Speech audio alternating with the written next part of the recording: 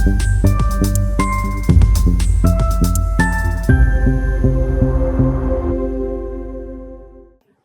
once again, good evening to all of you.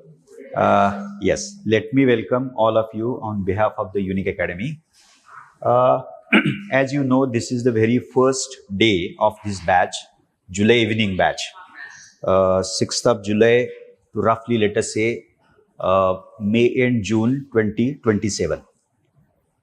This is rightly called as 1 year integrated batch, in which we are going to cover first the mains part of civil services examination, followed by the prelims, and then immediately after prelims you are supposed to write the mains test series. Okay, once you write, irrespective of the result of the preliminary examination. So the first stage is going to be the mains examination, and we are going to deal with mains part quite extensively till end of December or maybe till mid of January. Okay, followed by 4.5 months for the preliminary examination. Once you write the prelims, say for example next year 2027, in June, July, August till the mains, we conduct a rigorous test series which you are supposed to write. Okay, and then depending upon your result of the preliminary examination, we are supposed to take the process forward.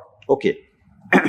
Subsequently, you would write the mains examination, and maybe after a couple of weeks, you will have to get back to the preparation for the personality test, that is the interview. This is how this cycle of this 1 year integrated batch is scheduled, organized. This is an introductory lecture, and therefore I am going to touch upon every important aspect of something called as this, approaching the civil services examination.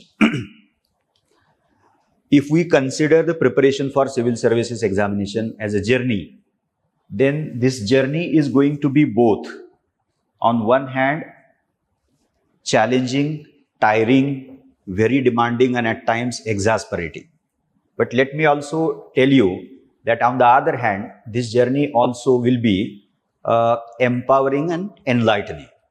The three different phases of the civil services examination, that is prelims, mains, and the personality test. So many papers, various subjects, the vast syllabus of those papers and subjects.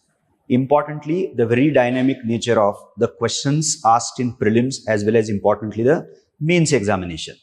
And last but not the least, the setup skills, including both academic as well as non-academic setup skills, are required for this examination.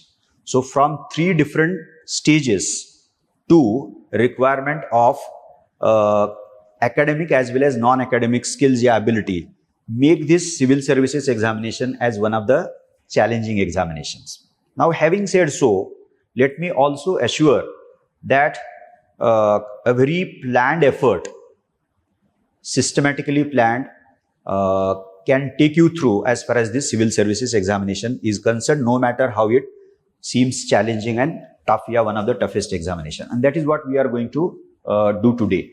What is mean by a planned action, planned preparation, right strategy, so on and so forth. That is what we are going to discuss in, let us say, coming 1.5 hours, followed by the questions. Okay.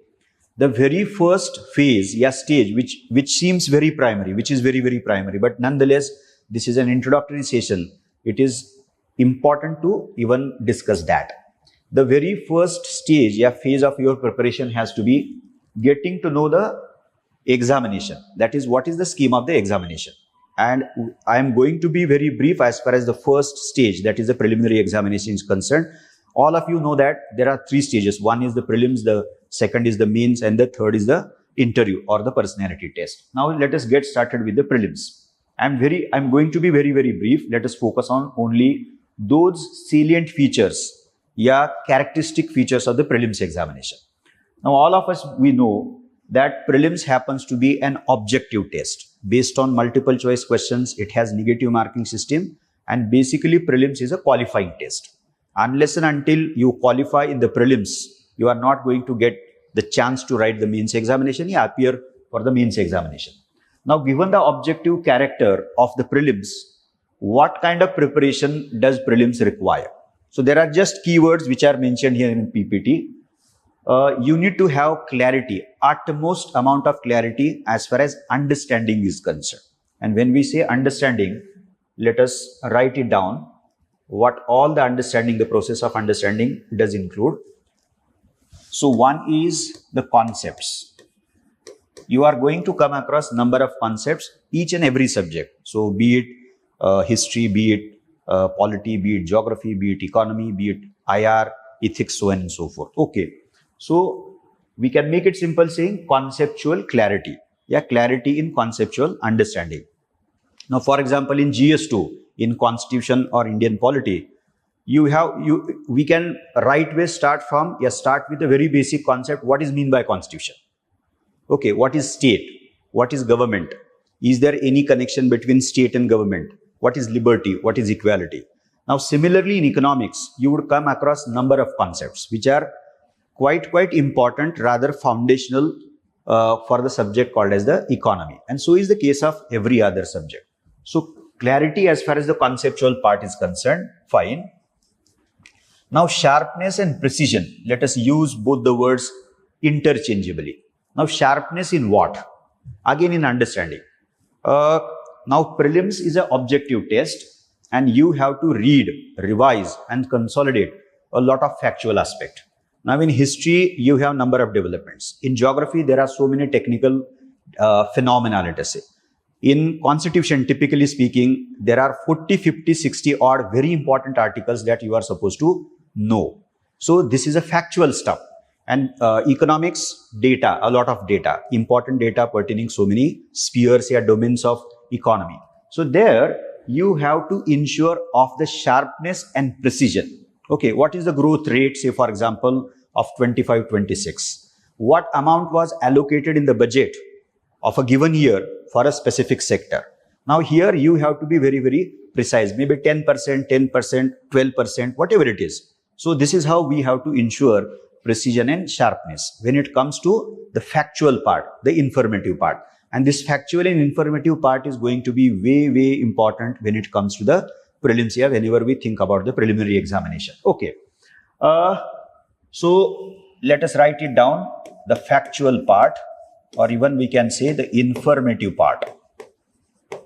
And the peculiarity of the factual part is that facts beyond a limit, we cannot apply logic, okay, to the factual part.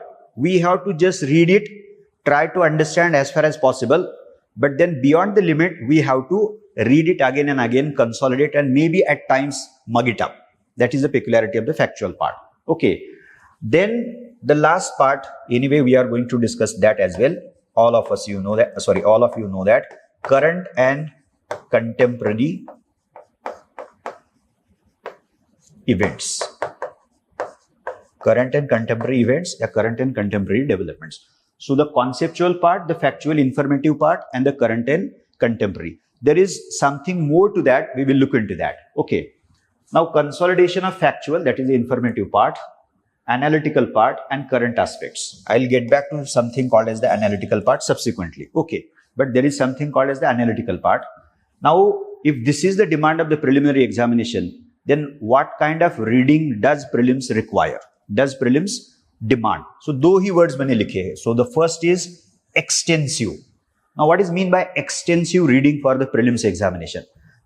It takes us to the reading list. So, the first is, the basic stuff is the NCERTs.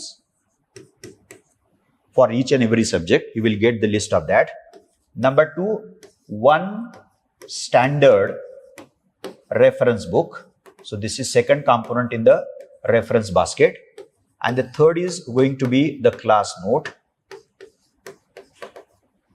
Okay, and the fourth is the, simply let us mention it as current material. That is the material for sources for the current events. So this is what we mean by extensive. NCERTs, one reference book, one standard reference book, then the class note and the current material. Now, for example, again, I'll take the example of polity, that is the GS2. Usually for the prelims, it is the Lakshmikant, that is Lakshmikant's Indian polity, which is suggested for the preliminary examination. You have 11 standard NCERT Constitution at Work for Constitution. Lakshmikant's book Indian polity as a standard reference for the preliminary examination. then the class note obviously, and the last would be the current material. So provided by the class as well as your own source, that is the newspaper maybe, that would be more than sufficient. Okay, so this is called as extensive. So extensive में हम scope देखते हैं, क्या क्या करना है मुझे, तो ये भी करना है, including all this, यहां तक मुझे करना है. But the second word is also equally important. What kind of reading? Intensive reading. Now intensive का मतलब क्या है? So going deeper and thereby trying to understand, trying to comprehend the deeper meaning of something, and that requires multiple revisions again and again. So if we read something for maybe the third time or fourth time, then we will be in a position to make better sense of something which we read earlier, but we are not able to understand the exact meaning of position of the author, whatever it is. So multiple reading is going to be required, and that is something known as the intensive reading. So revision is critically important as far as the prelims is concerned. Again, I'll repeat it. Revision. Now there are only two papers in prelims, you know for sure. One is the GS, the other is the CSAT. CSAT is a qualifying paper. Okay, so let us not talk much about that. But we have to focus on the GS. Now in GS we have except currents. History, geography, economy, polity, then IR as part of the current events, science and technology, environment and ecology. These are the main subjects as far as the GS is concerned. Now, whatever you are going to read for that, we have mentioned here, you will have to read it thrice, maybe 4 times, maybe 5 times. But you will have to focus on the most important part, maybe in the form of the micro notes, your own short notes. So revision is very important. It is by revising the stuff again and again that you are supposed to consolidate that. Okay, and last but not the least, this is again critically important, practice of as many MCQs as possible. Because without practicing MCQ, it would be very difficult for us to assess one's own preparation for the preliminary examination. And last thing, I'll write it down here as well. ये अभी मैं explain नहीं करूंगा, but I'll request all of you to pay attention to that. In prelims, there is something which is known as the development of logic. Okay, I'm not going to explain that, and I will also expect you not to ask me to explain that. Now, what is that? Logic of polity, logic of economy, logic of geography, logic of history. We may not know anything about, 100% about a question asked. About 4 options below the question, A, B, C, D. But if we have got the right logic of the given subject, then we can apply the logic, take a good guess, and our answer can definitely turn out to be the right answer. Now, then how are we supposed to develop this? Again, I'll say the same thing. Let us read it carefully. Let us revise it multiple times to the satisfaction of your own strategy, to your own satisfaction. Dusra. Then the third one, consolidate that. Go for solving as many MCQs as possible. So, multiple readings and MCQs will definitely help you in developing logic of each and every subject. आपने ये तो बहुत सुना होगा, आपके seniors बताएंगे, toppers बताएंगे. See, for any candidate in general, out of 100 questions, we are talking about GS, you can be sure about in the range of 30 to 40 questions. Max, let us say. So minimum range is 30 and maximum range would be 40. For some students, maybe 45. But these number of questions are not going to get you through the prelims. Even if you are sure about, say, for example, 35, 40, 45.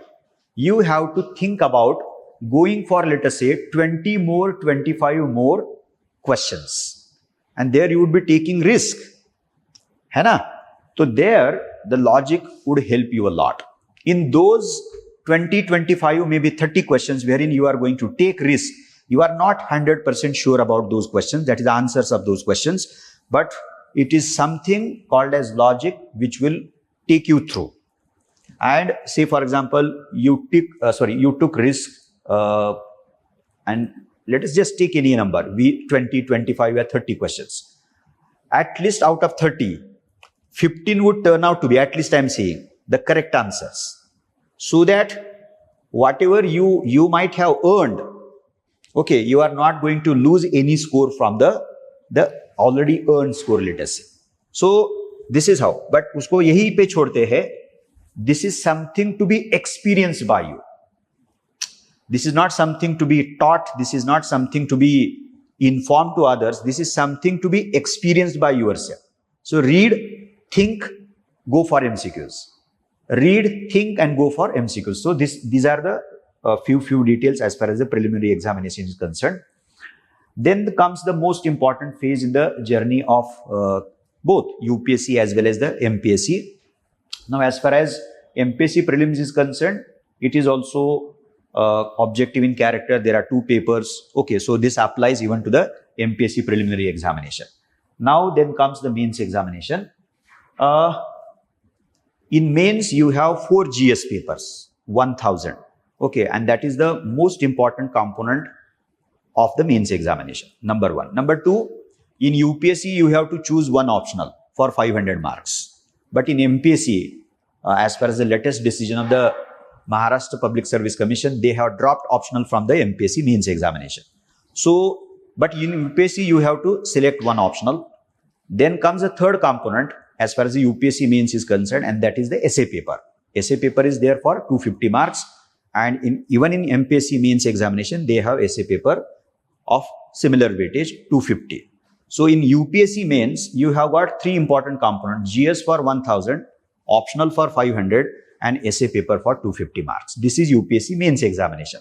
And if we take note of MPSC mains, then 1000 for GS, 250 for the essay paper. That's it. So 1250 for the MPSC mains, but UPSC mains 1750. Okay. Now, besides these papers, both in UPSC and MPSC mains, there are 2 language papers. So one is the compulsory language for 300 marks, and the other is in UPSC, it is known as Indian language, but in MPSC, it is compulsory Marathi. Again, these 2 language papers carries the weightage of each 300 marks, number 1, and both the language papers are, and this is a basic stuff, all of you know that these language papers are qualifying in nature. You have to secure just 25% marks. So 75 out of 300 in English, 75 out of 300 in Indian language paper if we are talking about UPSC, and if we are talking about MPSC, then 75 in compulsory Marathi. So this is what the structure and the scheme of the mains examination is concerned. I was very brief. Now, what is the nature of the mains examination? It is written. It is descriptive in character. Okay, and this is a keyword which describes the nature of the mains examination. Now, what does it mean? You have to write answer of different questions, okay, following a word limit for a specific amount of marks, yeah, weightage, let us say. Now, in GS, as far as UPSC is concerned, and MPSC mains also follow the same pattern as far as the GS is concerned. Now, in GS, you have 1 to 3. So, GS paper 1 to 3. There are 10 marker questions, and then there are 15 marker questions. The 10 marker questions to be answered in about how many words? 150 words. And the 15 marker question is to be answered in 250 words. Now, this is a word limit which is mentioned by both UPSC as well as MPSC. So, this emerges as a real test. You must have read a lot, made micro notes, practiced answer writing, so on and so forth. Okay, then and then only you can ensure that you follow necessarily the given word limit. So, word limit, marks, yes. So, 10 marker, 10 questions, and the 15 marker, 10 questions as far as the GS 1 to 3 is concerned. Now, as far as GS 4 is concerned, that is the ethics paper. So, in ethics paper, we have less number of questions because that paper expects you to think a lot on spot and then write answers. So, 12 questions, 14 questions as far as UPSC mains, so 14 questions, let us say. So, it changes. Less number of questions as far as GS 4 is concerned. But in GS 1, 2, 3, you have to answer 20 questions. So, 10 of 10 marker and 10 again, similarly 10 for 15 marks each. So, that is how each and every GS paper from 1 to 3 is of 250 marks. This is a factual stuff. So, this is one thing.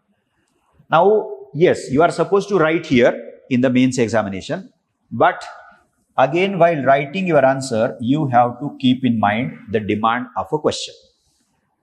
Now, I think since 5th standard, our parent must be telling us, teachers, subsequently at the level of 10th, we become more serious. 12th standard, much more serious. Okay. And then during graduation, maybe we forgot to be so serious. Now, what do they ask us? Read question very carefully, at least twice, so that you can understand the demand of question as appropriately as possible. But this exercise becomes way important as far as the mains examination is concerned, because if we do even a silly mistake in reading a question, maybe of 10 marks or 15 marks, in optional you have one more category of the broad questions, which is for 20 marks.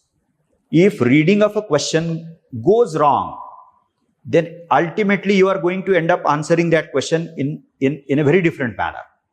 And then the examiner would, while assessing your paper, realize that you have written something completely differently because you read the question wrongly, or something of the question, something went wrong, we don't know. So therefore, we have to read question very carefully and understand the demand of each and every question as carefully as possible. Okay, now I'll take up one exercise. Now 2 years back, there was a question in GS2, in UPSC mains paper, GS2. Okay, constitutionally guaranteed independent judiciary as the prerequisite of the success of democracy. Should I repeat it? Constitutionally guaranteed independent judiciary as a prerequisite of successful democracy. I hope this is more than sufficient. I told you twice. Now, what is this question on? किस पे question पूछा है? Constitutionally guaranteed judicial independence. This is first part of the question. So, what is this question on? What is the core theme of the question? What should I write here? Constitutionally guaranteed judicial independence. Now, first I have to write what? Judicial. Am I right? You can correct me. Judicial independence. Am I right? Now there is a prefix. उसके पहले कुछ तो आ रहा है. Constitutionally guaranteed बोल रहा है वो. लेकिन उसकी तरफ बाद में जाते हैं. Let us focus on, stay focused on judicial independence. अब ये judicial independence क्या है? Prerequisite of, यानी कि precondition of success of democracy या successful democracy. अब उसको जोड़ना किस चीज से है मुझे? Democracy. These are the two keywords as far as the given question is concerned. This was a mains question. Judicial independence as one of the conditions of a successful democracy. I hope you got it. अब लिखना किस चीज पे है मुझे? Should I write about democracy? Yeah, should I write about the significance of, the necessity of, the requirement of judicial independence या independent judiciary in order to ensure success of democracy? What should I do? You will say that ये तो sir बहुत simple question है. We are supposed to focus on explaining the significance, the need, the importance. I'm using all these words just for sake of convenience. This is an introductory lecture. Okay. So we have to explain and focus on the need of, the requirement of, and thereby the importance and significance of independent judiciary. है ना? But while doing that, I have to always keep in mind that I have to relate this significance and necessity of judicial independence, independent judiciary, to something else. And what is that something else? Success of democracy.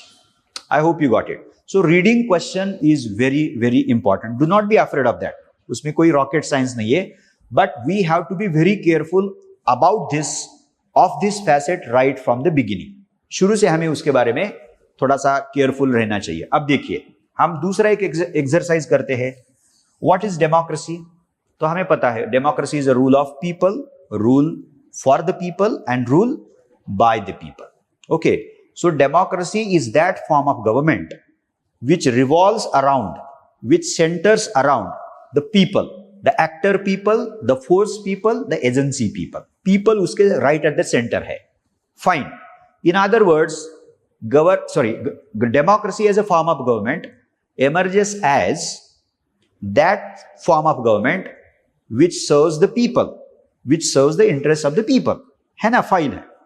Now there are multiple ways of defining democracy. We just explained one way of defining democracy, of the people, for the people and by the people. मैंने दूसरा भी कहा कि democracy is that form of government which is based on consent of the people. है ना, यानी कि लोगों का consent है उसको. अगर लोगों का consent नहीं है तो democracy कैसे कहेंगे हम? And how do people give consent to the rulers, to the government? Through elections. And here comes the significance of one important right which is to be enjoyed by the citizens, by the people in any democracy. And what is that right we are talking about? Right to vote, right to cast one's own vote. So we have universal adult franchise in Constitution of India right from day one, and that franchise, यानी कि right to vote, was granted to all of us irrespective of any discrimination. Class का नहीं, cast का नहीं, okay, sex का नहीं, किसी भी इरेशनल डिस्क्रिमिनेशन के आधार पे किसी को हमने नाकारा नहीं था. That is therefore called as universal adult franchise. Fine, ये भी हमें पता चला. सो दस whenever we think of democracy, what becomes important is the concept of rights. Am I right? Now, can we think of democracy without rights? बिल्कुल नहीं. आपने civics में तो पढ़ा ही होगा ये, और ये बहुत ही सिंपल सी लॉजिकल बात है. Without rights we cannot think of democracy, है ना. Now whose rights are we talking of? किसके राइट्स? People's rights. अब उसको थोड़ा सा शार्प करते हैं.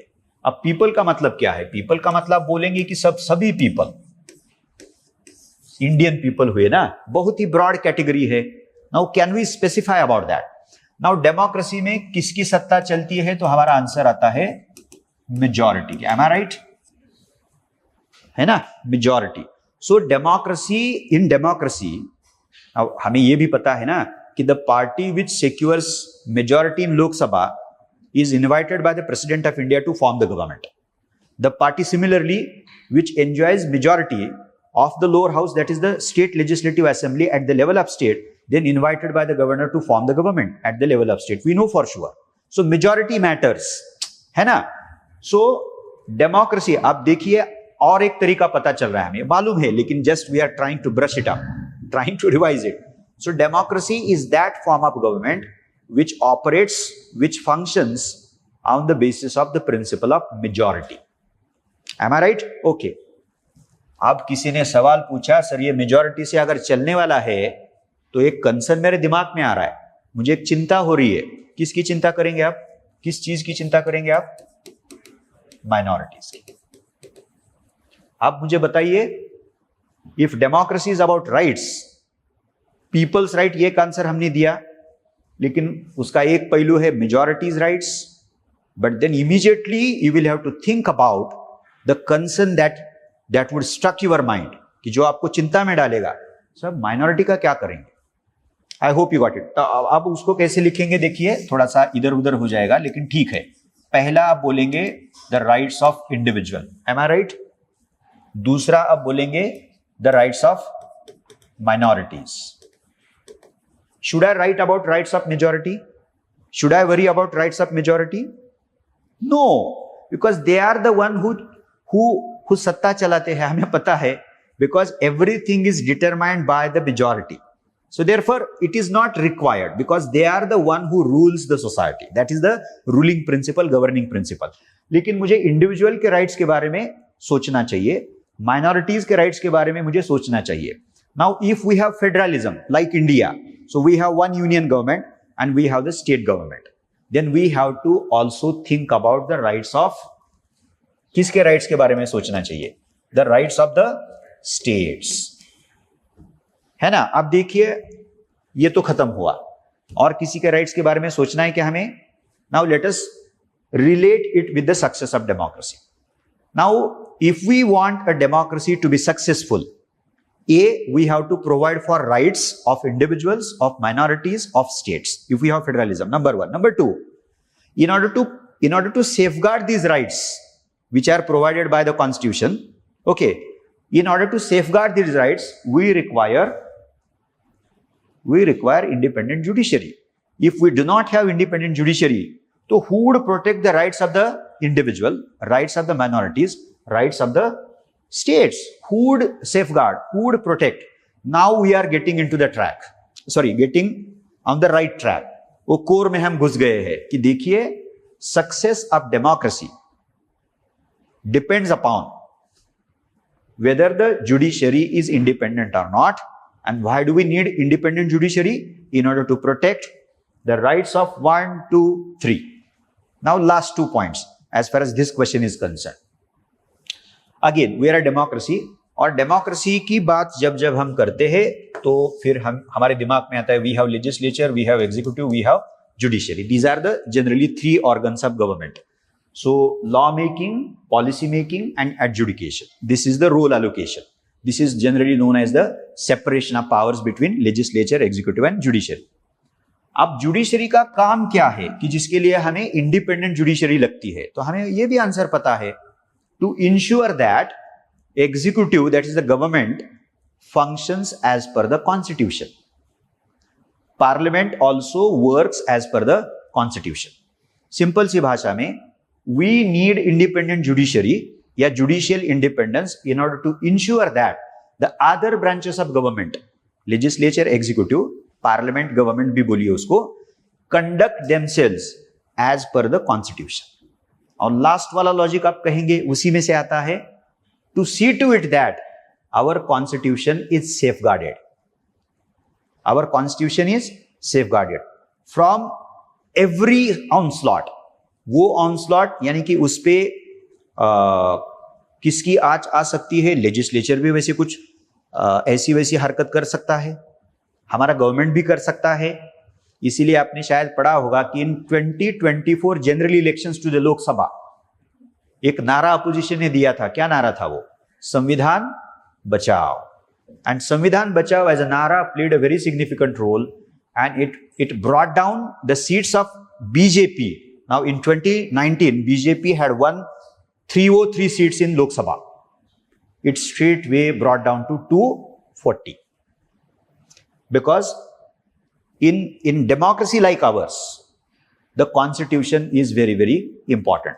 My simple point is, ये थोड़ा इधर उधर गया होगा. My simple point is, we have to read question as carefully as possible. If we read it carefully, then and then only we can get to the exact demand of the given question.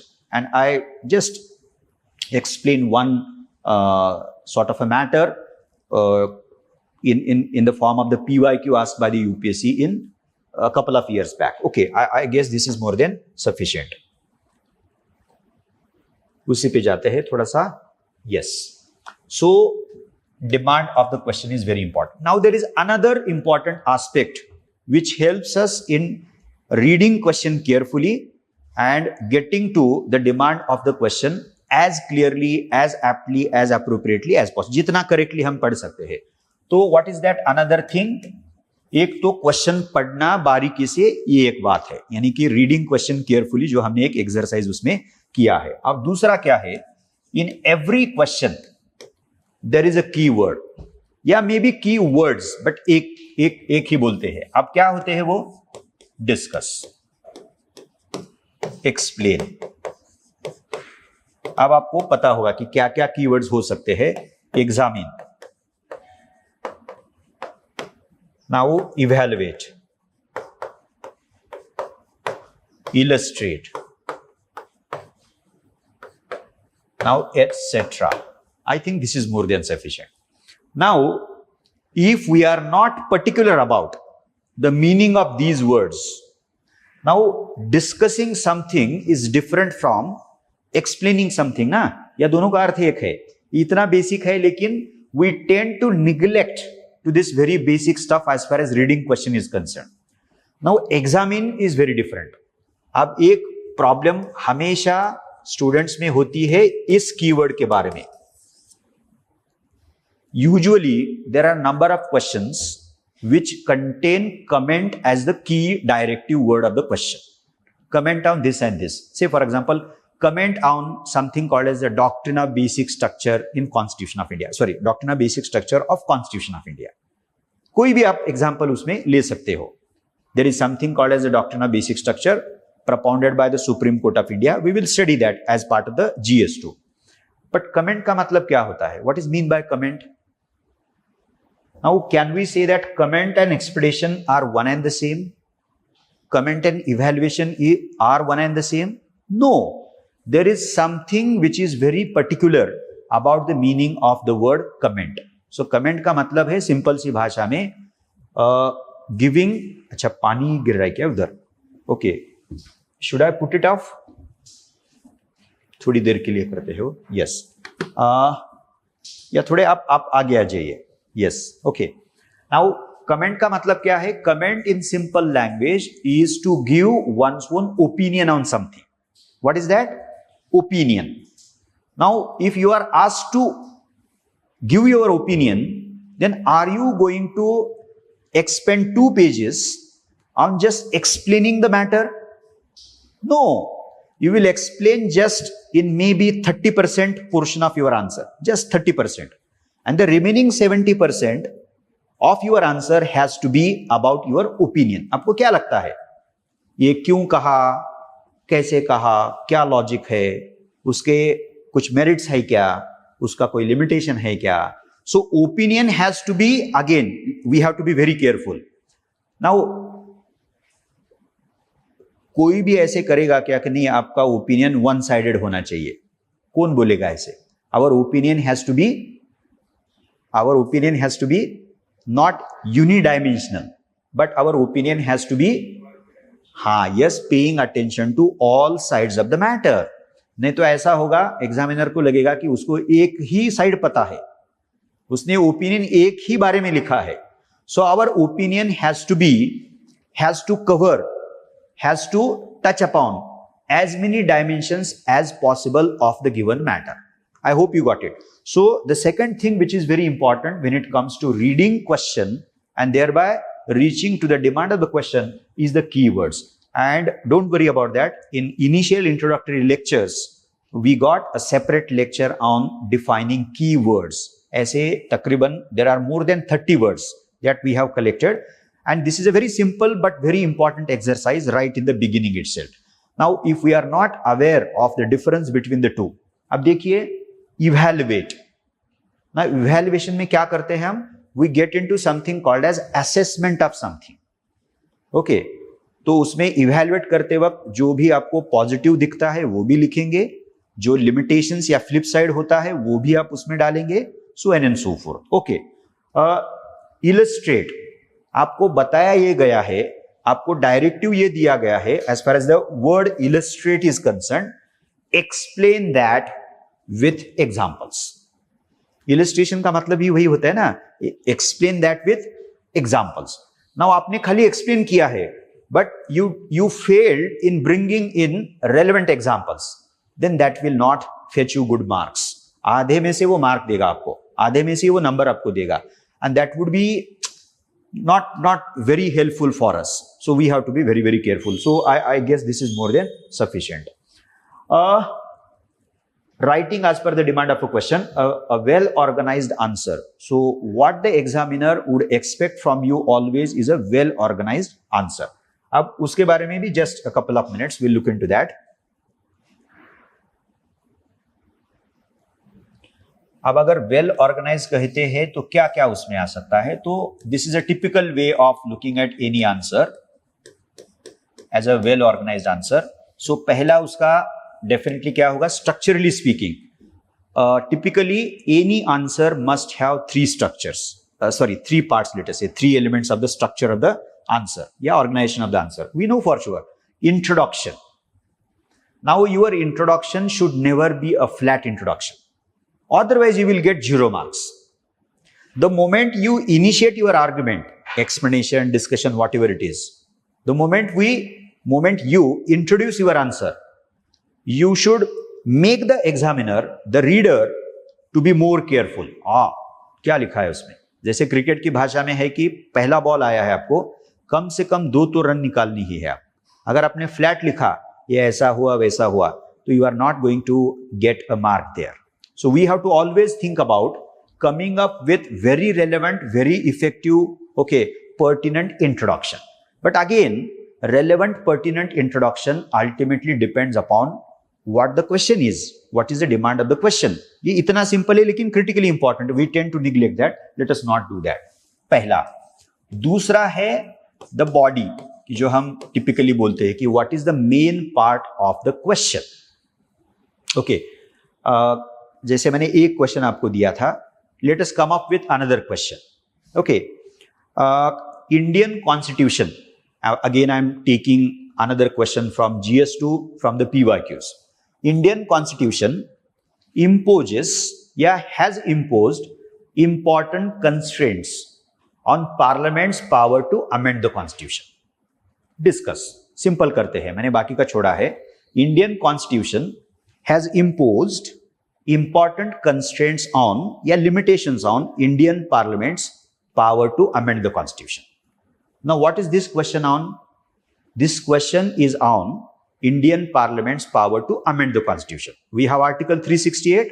There are 3 methods of amending Constitution, and the power to amend the Constitution is only and only given to the Union Legislature, which is known as the Parliament. State legislatures cannot initiate the process of amending the Constitution. Who can initiate? Who can introduce? Who can शुरुआत कर सकता है of amending Constitution? Only the Indian Parliament. Only the Union Legislature. We know for sure. Number 1. So, Constitution of India has given Indian Parliament the authority, the power to amend the Constitution, and we have Article 368. There are certain matters in Constitution of India which can be amended with just a simple majority, but there are certain other matters which require special majority of both the houses of the Parliament. And then there are other matters which are extra special, say for example, very important, which require special majority of the Parliament, that is the both houses, Lok Sabha as well as Rajya Sabha, plus consent of half of the Indian states. Now today we have how many states? 28 states. So half of the states का consent का मतलब कितना हुआ? A constitutional amendment bill is passed by Parliament, with a special majority. Number 1, passed by Parliament का मतलब ये है कि लोकसभा ने भी और राज्यसभा ने उसको पारित किया है. Number 1. Number 2, requiring consent of half of the states. 14 राज्य यानी कि 14 states के असेंबली ने उसको कंसेंट देना चाहिए. Because the matter is very important, and generally matters and subjects pertaining, relating to federalism require, in order to amend those matters, require this kind of extraordinary method. तो ये article 368 में दिया है. ये टेक्निकल डिटेल है, बाद में भी हम देख सकते हैं. Point number 1. Point number 2, now is this power of amending constitution given to the Parliament by the Constitution itself is unlimited, absolute in character, without restrictions? I hope you got the question. Are there limitations? Now absolute का मतलब क्या है? अगर मेरे पास absolute सत्ता है मानिए, तो उसका मतलब है कि the power that I enjoy doesn't have any limit, doesn't have any constraint. तो उसको absolute power कहा जाता है, without restraint, without constraint. तो क्या उस टाइप का पावर है, power to amend the constitution which is enjoyed by the parliament? बिल्कुल नहीं है. तो फिर what do we have in constitution of India which operates as a limitation on parliament's power to amend the constitution? पहली बात क्या दिमाग में आएगी आपके दिमाग में कि जो it operates as a important limitation on parliament's power to amend the constitution. आगे आएगा वो, लेकिन ये आपको पता भी होगा. Fundamental rights. Now Parliament can amend the Constitution,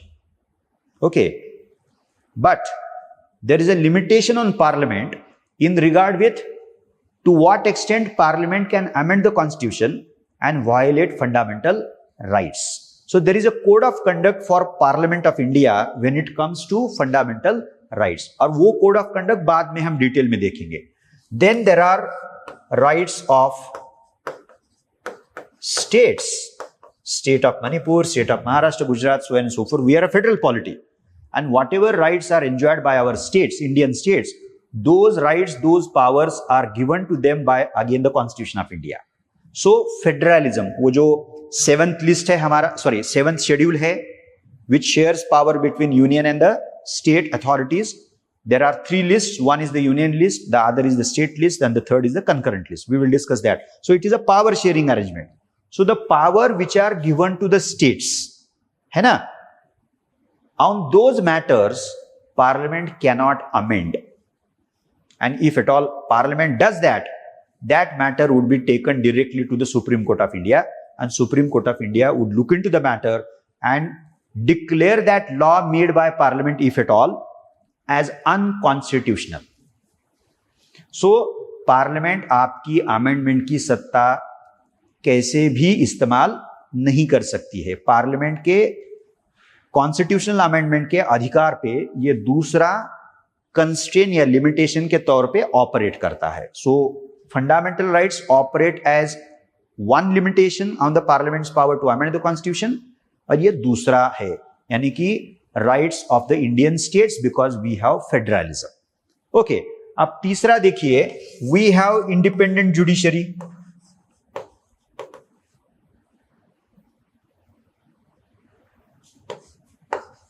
और उस जुडिशरी को क्या अधिकार है? The power which is enjoyed by our supreme court, our judiciary, is known as the power of judicial review. अब क्या कर सकता है उस तहत हमारा कोर्ट, हमारा supreme court?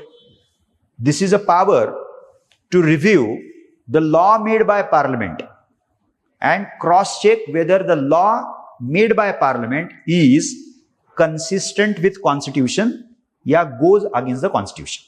And if a law made by Parliament, that is amendment by the Parliament of India, if it goes against, if it violates any of the constitutional provision, then that is declared as unconstitutional. So therefore, judicial review operates as another limitation on, another constraint on the Parliament's power to amend the Constitution. अब ये सब हम लिखेंगे, और जितने सारे limitations है, उतनी सारी limitations हमें body भी लिखनी है. अब मानिए कि 5-6 पॉइंट्स हमें मिले हैं, but we could not recollect all those 5-6 points and we ended up writing about only 3 points. तो आपका बॉडी हाफ हार्टेड है, आपके बॉडी में आधा बॉडी नहीं है, तो you would and up getting less marks, है ना. इसीलिए the body should cover, body is the main part of the answer. It should cover all important essential points, all. उसको कोई दूसरा चारा नहीं है. Okay, so this is the second one. And third is the conclusion. Conclusion of that answer. Conclusion is also equally important. We tend to neglect the conclusion part of the answer. Every answer must be concluded. हाँ, कभी कभार हो सकता है कि last वाले 2-3 answers में we did not get sufficient amount of time, so we focused on answering the main body of the answer, explaining the main body part या main part of the answer. ये ठीक है, 1-2 questions में ऐसे हो सकता है, आंसर्स में हो सकता है, हम समझ सकते हैं, but we should target concluding every answer. So all 20 answers from 1 to 3, optionals में 5 क्वेश्चंस होते हैं, उसी सभी का आपको कंक्लूजन करना है. Now how are we suppose to conclude any answer? Now again it depends upon what is the demand of the question. What does the question expect from you? What have you argued there? And then depending upon that, you are supposed to conclude your argument, conclude your answer in a pertinent manner, in a relevant manner. अब relevant का मतलब क्या है, pertinent का मतलब क्या है? वो relevant, वो pertinent क्या तय करता है? Question तय करेगा. What is the nature of the question? Okay.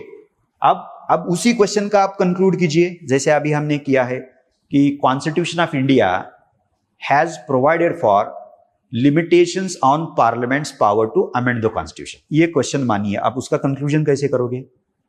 दस, सिंपल सा वाक्य, सम अप कर सकते हैं ना.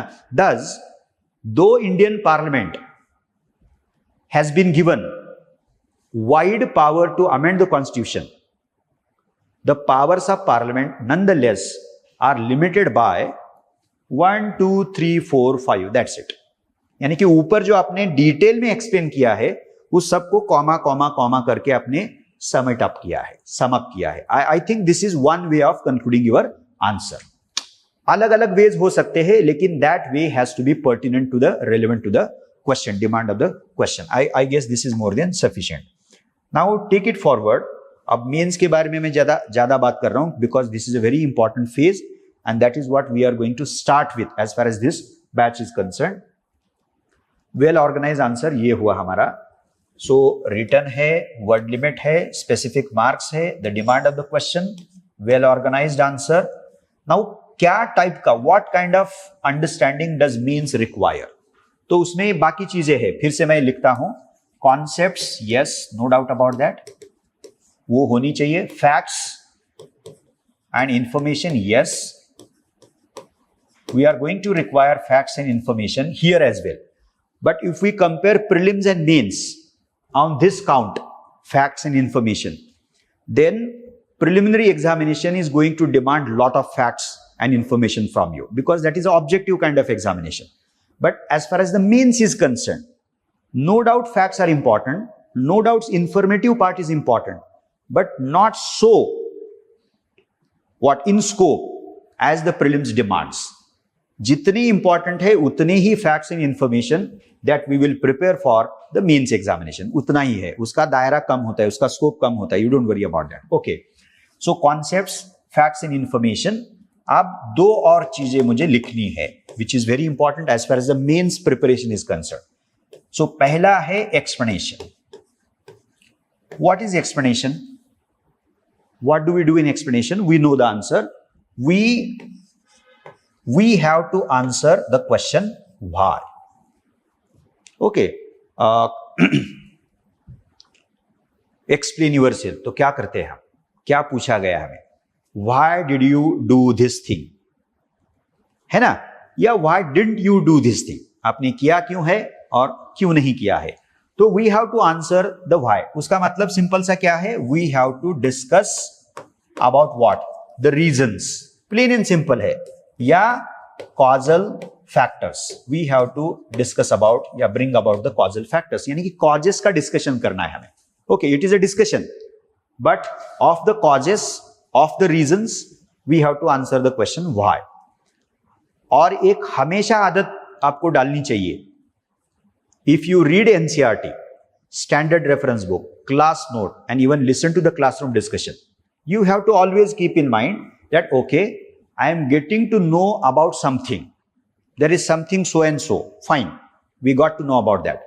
But you should make it a point to ask every now and then the question why. है, लेकिन ऐसा क्यों है? For example, we fought against colonial government, the British colonial government, for around 200 years. We gained independence. Okay. And then we decided to go for a democratic form of government.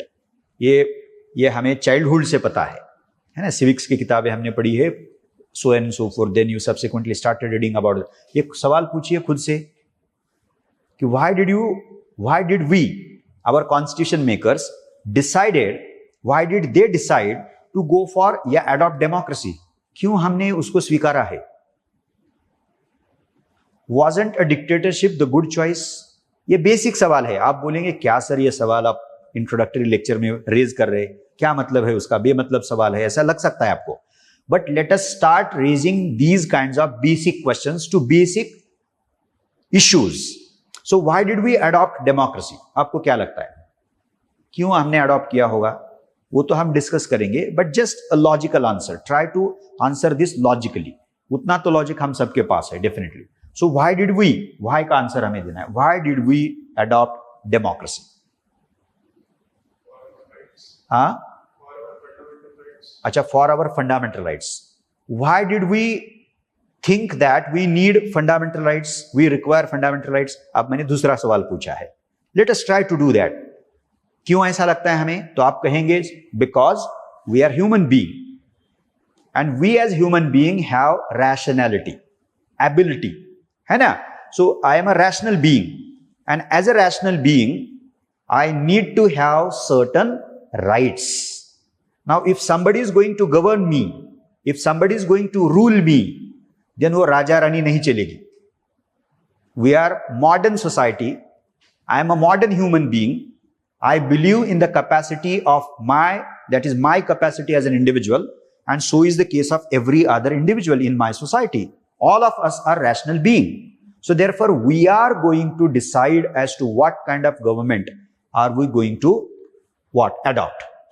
तो ये जो consciousness है ना हमारा, awareness, कि पहले तो चलता था, लेकिन 47 के बाद, उससे पहले हमने तय किया था, है ना, कि जैसे हमें पता चला about the exploitative character of the colonial, यानी कि British colonial regime, then we became aware of the exploitation, we started mobilising ourself, we came together, and धीरे धीरे धीरे धीरे हमारा अवेयरनेस बढ़ा. और उस अवेयरनेस से ये हमें पता चला है कि देखिए, no doubt we are going to need government, but that government must be chosen by us, selected by us. This understanding is very important, and this understanding came from the realization, and that realization came from our fight against the exploitative foreign colonial rule. इतना basic है, उसमें कोई पढ़ने की जरूरत नहीं, थोड़ा logically हम थिंक करेंगे तो हमें पता चलेगा. That's it. So why? आपको कोई भी किताब पढ़ते समय, now the best way to assess the quality of a kitab, of a book, of a class note, of a classroom discussion is this one. Did the classroom discussion of some topic help you in understanding the why of something? That is very, very important. Okay. अब उसमें ये शब्द जो पहले भी आया था, अब उसका मुझे थोड़ा सा डिस्कशन करना पड़ेगा. Analysis. Mains preparation, even the prelims, don't doubt about that, but mains, that is the preparation for the mains examination, requires the analytical capacity या ability. Now what is mean by analysis? Analysis में हम क्या करते हैं? Simple सी भाषा में we dissect something या dissect something, we unfold something, and thereby establish something called as cause effect relationship. What do we do in analyzing something? आप दूसरा भी शब्द इस्तेमाल कर सकते हो. We dissect something, we unfold something, we break down something. Breaking down something, unfolding something, unpacking something, dissection या dissection बोलिए उसको. अब dissection करने के बाद हमें मिलेगा क्या? Once we dissect, unfold, unpack, break down something, we get to see maybe 10-15 elements of that. Now, of the 10 elements, say for example, you have to find out which are the causes from those 10 elements या 5 elements, जो भी, वो number is not important. So 10 चीजें हमें मिली, dissection करने के बाद उसके elements मिलेंगे ना हमें, उसके essential parts, क्योंकि break down किया है किसी चीज को हमने, तो उसके essential part हमारे सामने आएंगे. तो of those essential parts, which are the causes, reasons या रीजन, और दूसरा क्या है, और विच ऑफ द एलिमेंट्स या कंपोनेंट्स या parts are effect. Now effect का मतलब क्या है? इफेक्ट का मतलब कॉन्सिक्वेंस है. Are cause and effect one and the same? Are cause and effect one and the same? बिल्कुल नहीं है. Cause is reason of something, and effect is a consequence. I hope you got it. So the mains examination, even the prelims, this is also true about the preliminary examination, but as far as mains is concerned, there is no other alternative but to develop our analyzing ability. Okay, now again I'll cite out one more example. India is a federalism. Okay, now what is federalism? Federalism is a power sharing arrangement wherein there are two levels of government, at least two levels. We are saying at least two levels. So one level of government is union, and the other level of government is the state. And the power is shared between the union and the state. Point number one. Point number two, ये ज्यादा detail में बाद में करेंगे. the manner in which power is shared between, divided between union and state, you must be aware of that. Yeah, otherwise we'll get to know about that. A lot of power, I'm putting it simply, a lot of power is given to the union government, is given to the central government. Lot of. इतना कि union को कैसे describe किया जाता है? The union government is dominant one. I hope you got it. Lot of powers been given to the central government, lot of powers been given to the union government. Okay. अब दो चीजें पता चली हमें. One, India adopted federalism, and this is done by the constitution itself. Constitution में प्रावधान है, through which we have created two levels and shared power between the two levels. But the manner in which power is shared between two levels, union been given lot of powers, and therefore the union government, the central government, is the dominant one as far as the two levels of government are concerned. ये दूसरी चीज पता चली. आप ये दोनों apply करते हैं. Why did we adopt a model of federalism wherein we have dominant center? Why so? कारण बताइए. तो हमें कारण आगे चल के पता चलेगा, लेकिन I'll be very brief. तो आप कहेंगे कि look at when our constitution was, that is the constitution making was going on as a process. अब कब शुरू हुआ था कॉन्स्टिट्यूशन मेकिंग का काम हमारा? 1946 में. अंत में 1946 के पहला मीटिंग कॉन्स्टिट्यूएंट असेंबली का हुआ है on 9th December 1946. That is the end of 46. सो 46 में शुरू होता है, 46 में शुरू होता है, और वो तकरीबन 3 साल बोलेंगे उसको, उसमें वो खत्म होता है. 26 नवंबर 1949 is the date of adopting the constitution. वो टेक्निकल फैक्चुअल चीज हमें पता है. Our constituent assembly worked for almost 3 years. 46 में काम शुरू हुआ, and when did we become independent? On 15th of August 1947. यानी कि ब्रॉडली हम बोल सकते हैं 8-9 महीने बाद. अब 8-9 महीने बाद हम इंडिपेंडेंट तो हुए, लेकिन कैसे हुए? पार्टीशन हुआ है ना. Partition, our country was partitioned into 2 nation states, one Pakistan, other India. Number 1. और वो स्मूथली नहीं हुआ है. शायद अपनी एक मूवी आया है, मैं वापिस आऊंगा.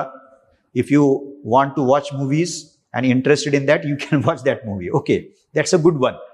So partition hua, and the partition as a process of creating 2 nation states, one Pakistan, the other India, it was not a smooth process. वो इतना deeply problematic and complex है कि directors and writers still been writing about and making movies on that. It is so significant. कितने साल हुए मुझे बताइए 47 को? अब 27 अगला साल उसको काउंट करते तो कितने साल हुए उसको? नो 47 को, यानी कि 1947 को, यानी इंडिपेंडेंस को कितने साल हुए? You can count that number is not important. इतने सालों के बाद भी पार्टीशन का process in one sense of the term has not it concluded.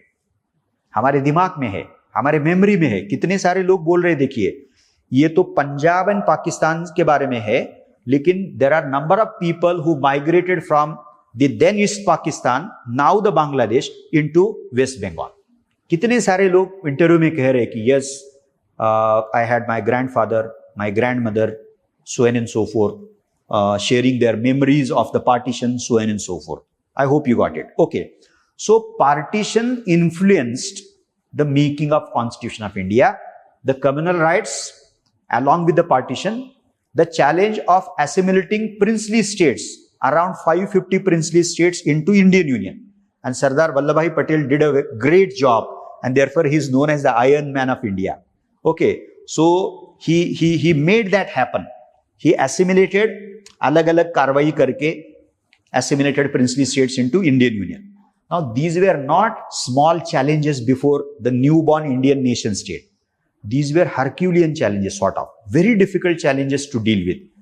The constitution makers thought it essential to have a strong central government which will protect the territory of India and every section of the Indian society. So unity and integrity was preferred, was given more significance, more importance. Therefore, we have a model of federalism with strong center. That is the answer of the why.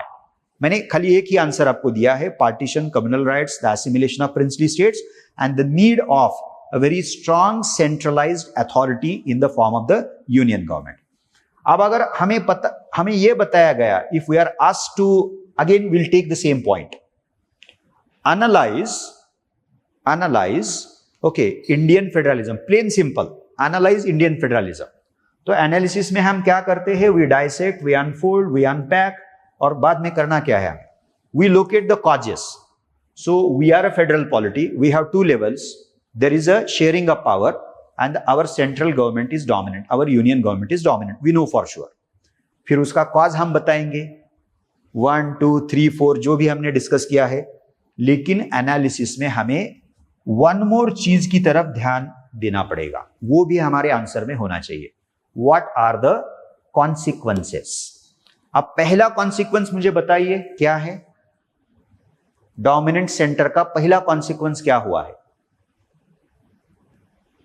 हमने हमारे केंद्र को, union को, central government को ज्यादा सत्ता दे रखी है. उसका नतीजा क्या हुआ है? We have weak states. Am I right? We have weak states. पहला नतीजा देखिए. Now, if you look at American states and the kind of American states, they have also federal polity, they have also federalism, but American states, they got 50 states, by the way. Those states are not at all weak states. But Indian states, comparatively speaking, and importantly, in comparison with the union government, Indian states are very, very weak. ये direct उसका impact हुआ है ना? पहला. दूसरा, the dominant position of union government. अब constitution में dominant position दिया है, but the dominant position of the union government has not always been used for the right purpose. The dominant position of the union government has been used most of the time for bad purposes. I'm making it simple. वो bad क्या है, वो good क्या है, बाद में हम देखेंगे. Now you look at Article 356. The manner in which Article 356 is manipulated. Look at the office of the governor. Governor is supposed to be constitutional head of the state, but behave करते कैसे हैं? As if the agent of the union government. Now this is a constitutional office.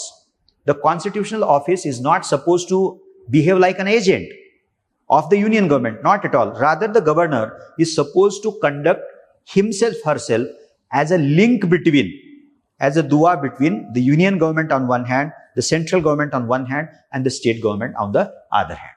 I hope this is more than sufficient. तो हमें analysis में थोड़ा और deeper जाना है. Analysis as a process contain explanation because we are going to discuss the causes, discuss the reasons. But besides the reasons, besides causes, we have to also touch upon, we have to also underline the consequence of that. That is the effect of the same one. अब एक दूसरा मैं example लेता हूं and then बात को खत्म करते हैं. And this is something that I usually like to share with all of you, और बहुत ही ऑब्वियस थिंग है वो.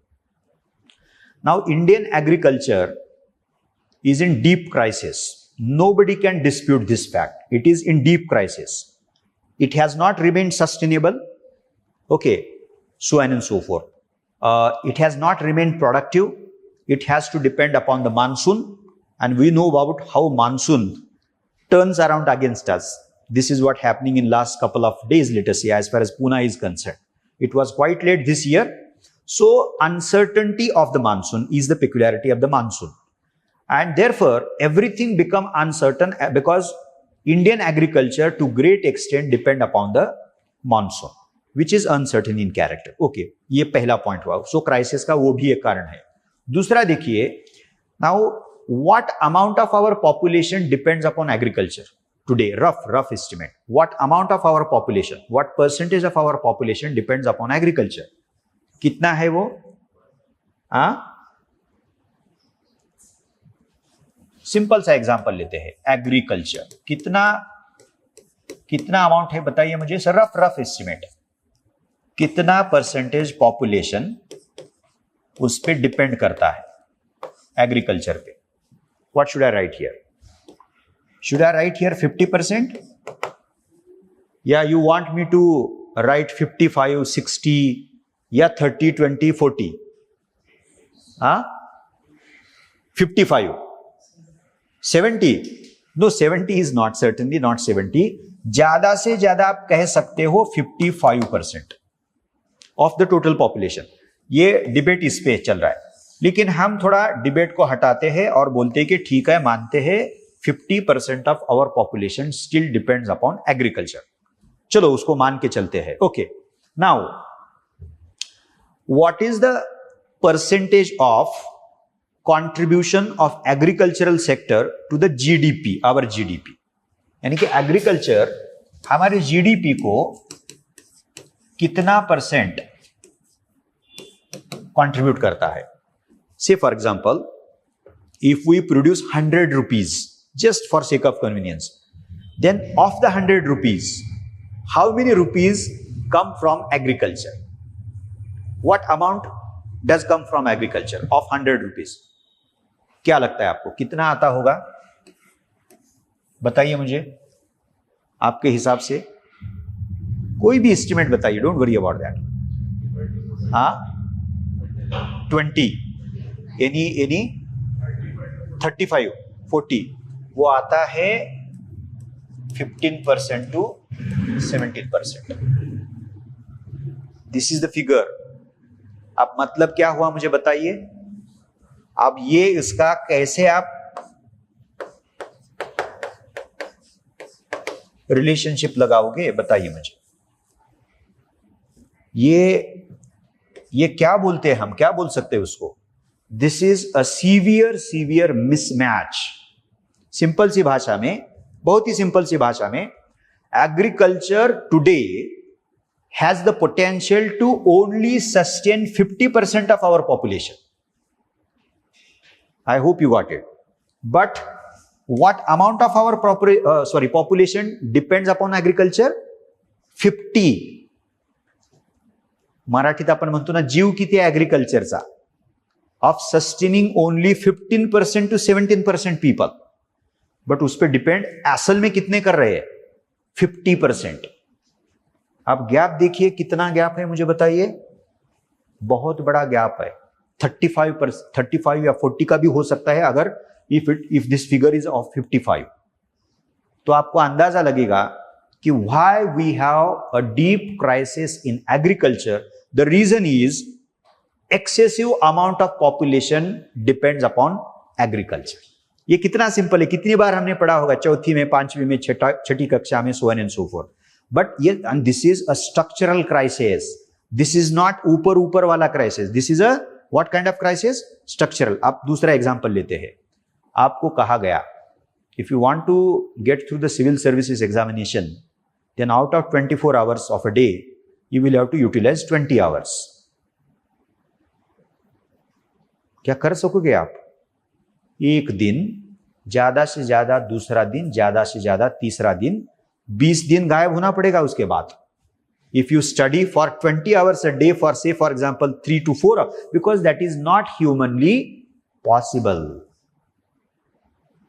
ये humanly possible है क्या मुझे बताइए? To sustain that amount of burden on agriculture, बिल्कुल नहीं है, है ना? तो आप सवाल पूछेंगे कि सर ये इतने क्यों है उस पर डिपेंड कर रहे हैं, ये 50% क्यों डिपेंड कर रहे हैं?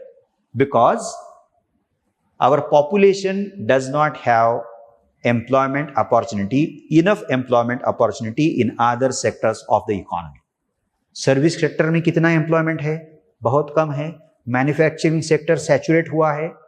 तो फिर लोग करेंगे क्या? दूसरा देखिए, which is very important for generating employment opportunities. Okay, education का क्या हाल है? It is in bad shape. तो फिर एम्प्लॉयमेंट जनरेशन होगा कैसे? Qualities and expertise and skills कैसे आएंगे हमारे पास if education is in problem? Health के इश्यूज है. Health also hampers our education, our ability to get educated and develop the essential skills and abilities. so on and so forth. I guess this is more than sufficient. तो this is analysis. अब अगर किसी ने आपको सवाल पूछा, these are the kinds of questions which are also asked routinely in your interview. अब सवाल कैसे पूछते हैं? Why are farmers committing suicide? आपने कहा कि सर वो बहुत एक्सपेंडिचर करते हैं शादी पे, इस पे, उस पे, तो वो बोलेंगे कि पहले बाहर जाइए आप. ऐसा बोलेंगे नहीं आपको. ये वाले अगर हमारे सवाल का आंसर हुआ कि because they expend a lot on so many what stuff, marriage and so on and so forth, वो कारण है क्या फार्मर सुसाइड का? द रूट कॉज आपको बताना है. अगर आपने कहा कि सर उनके पास फाइनेंशियल असिस्टेंस नहीं होता है, लॉजिकल बात है. वो कहेंगे फिर बैंकिंग का क्या है? तो हम कह सकते हैं private banks which are predominant in the banking sector, they do not tend to give them financial assistance. Simple सी बात है, क्योंकि they are after the profit. Then do we have public sector banks to assist them? वो भी नहीं देते हैं, वो भी कचराते हैं. लगाएंगे 1-2 साल तो बीच में गया ना सीजन हमारा. So there are number of problems. So ऐसे हमें धीरे धीरे it is through analysis that we have to get to the root cause of the issue. That is analysis. I guess this is more than sufficient. Okay, this is the kind of understanding that the mains examination is going to require. Conceptual clarity, yes. Factual informative stuff, absolutely yes. Explanatory stuff, yes. Analytical stuff, yes. Then comes the current and contemporary events. For mains examination also, we have to pay due attention to the current and contemporary part. Anyway, we are going to have a separate lecture on that, so let us not spend time on that. 2-3 चीजें हैं mains के बारे में, and this is going to be very important. Yes, we are going to read a lot, maybe NCERT, maybe class notes, maybe standard reference book, classroom discussion, so on and so forth. So many sources. But जो भी हम पढ़ेंगे, there is something called as static part of every syllabus. From books, from standard books, from classes, so on and so forth. But we have to link the static part to something called as the current events. और ये दोनों side में चलना चाहिए. If there is a news in the current event, then it might be the case that UPSC may not ask question on the current dimension, but it will take you to the static part of the current dimension. अब मानिए कि governor पे कुछ चल रहा है, and they suddenly ask you a question on special responsibilities of the governor, which is a static part of governor. Okay, so we have to pay attention to both the static part of the syllabus as well as the current and contemporary part of the syllabus. अब you can check out, आपको जो note मिलेगा polity का, उसमें तो chapter wise PYQs है on Indian constitution and constitutional process. Now last year there was a question on Article 370. अब 25 में क्यों पूछा है about Article 370? Now Article 370 was revoked in 2019 और पूछा कब है? 2025 में. आप कहेंगे सर ऐसा भी करना चाहिए क्या हमें? That is a very important contemporary issue that was again and again in discussion. अब Ladakh has been discussion because Sonam Wangchuk has been demanding the status of a state and other stuff, let us say, and so is the case of Mr. Farooq, Farooq, the Chief Minister of the UT of Jammu and Kashmir. वो उसको भी UT बना दिया. तो demand of not a separate state, but demand of a state, full-fledged statehood is something which is very important, pertaining. वो बार-बार थी, लेकिन किया क्या उन्होंने? करंट का छोड़ा, और जो 2019 में किया था ऑफ हटा देना आर्टिकल 370, उस पे ही क्वेश्चन पूछा. सो स्टैटिक पे क्वेश्चन पूछा है. So we have to pay attention, equal attention to both the traditional static part and contemporary. और एक यहां पे लिखा है, see you are going to write for the civil services examination, यानी कि to become a civil servant. And civil servants are expected to know the problems and the issues on one hand, and also know solutions on those problems या solutions for those problems. इसीलिए वो भी बात है. Prospective thinking, that is what will happen to something tomorrow, day after tomorrow. यानी कि उसका fate anticipate करना, वो लॉजिकली करना है. If we know about the stuff and the historical background of a matter, then you would be better placed to anticipate the prospective, यानी कि fate of the given question. Prescriptive बोला है. Prescribe करने का मतलब क्या होता है? So doctor prescribes. Okay, what is the way out? What are the likely measures? What are the reforms that you would suggest? What is the way out that you can think of? So this is called as the prescriptive. So उसका मतलब simple सा ये है, we need to know the problems, we need to know the issue, we need to know the questions, we need to know the challenges. So what is the challenge? What are the reasons behind the challenge, या issue या matter? Then what has been the impact of the matter? Okay, whatever is done by the government till date, वो भी हमें पता होना चाहिए. And what else can be done? यानी कि prescribing the right measures, okay, the realistic measures to resolve the problem. Okay. और ये इसका ही थोड़ा ओवरलैप होता है, फिर भी मैंने किया है.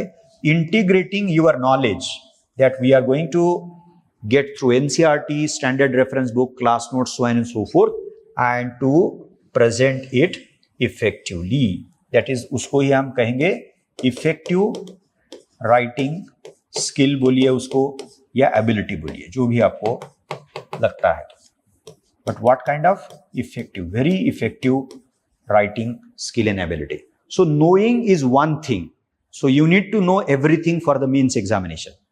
But the mains examination of 1750 marks of UPSC and 1250 marks of MPSC, okay, expects you, demands from you writing. Her question का आंसर आपको लिखना है. So therefore effective writing skill and ability is something that you have to develop. So this is about the mains examination. So the first step, it took a lot of time, but it was essential for us. Okay. The next steps are very simple. The next step is reading syllabus. Okay. You will get a note maybe tomorrow, day after tomorrow, which contains the syllabus, then the reference list, then the keywords that I refer to, explain, examine, so on and so forth. Okay. And then a short article about the kind of action plan that you are supposed to take up in the coming 1 year. Okay, so don't worry about that. Now, what are you supposed to do here? Read the main syllabus maybe twice, thrice, very carefully. Okay, so we have GS1, GS2, GS3, GS4.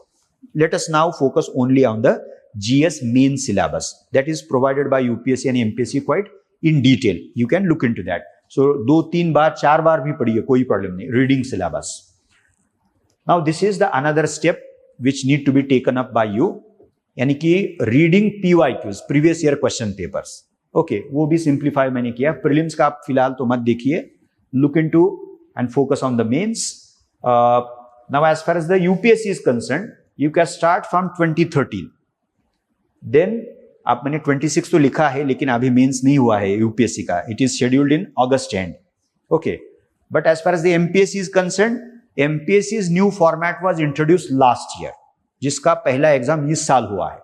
So for the MPSC mains examination, as far as the new pattern is concerned, you have 1 year's PYQs. 2025 जिसका exam 26 में हुआ है. But those who are going to prepare for the MPSC mains examination, drop the optional, focus on GS and the essay, and you can look into and refer to the UPSC previous year question papers for sake of convenience. Don't worry about that. Okay.